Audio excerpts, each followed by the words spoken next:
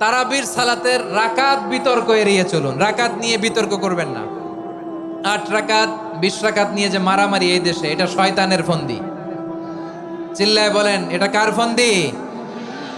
আমরা 20 রাকাত পড়ি, আপনারা হয়তো 8 রাকাত পড়েন, কোনো অসুবিধা নাই। আমরা যারা 20 রাকাত আমরা পড়তেছি, আমরা 20 রাকাতের কথাই বলি। 20 রাকাত আমরা পড়বো আজীবন।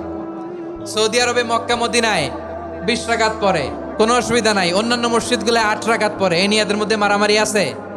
হ্যাঁ, এই জন্য রাকাত বিতর্ক এড়িয়ে চলবেন। প্রিয় ভাইয়েরা, আপনার আমল আল্লাহর কাছে কবুল হবে সংখ্যার বিচারে না উত্তমতার বিচারে? বলেন তো, সংখ্যার বিচারে না উত্তমতার বিচারে? উত্তমতার বিচারে। কত চমৎকার ভাবে আপনি আল্লাহর সামনে দাঁড়াতে পারছেন, এটা বিবেচ্য। রুকু সেজদাগুলো সুন্দরভাবে করবেন। রুকু থেকে সোজা হয়ে দাঁড়ানো ওয়াজিব। 2 সেজদার মাঝখানে সোজা হয়ে বসা ওয়াজিব।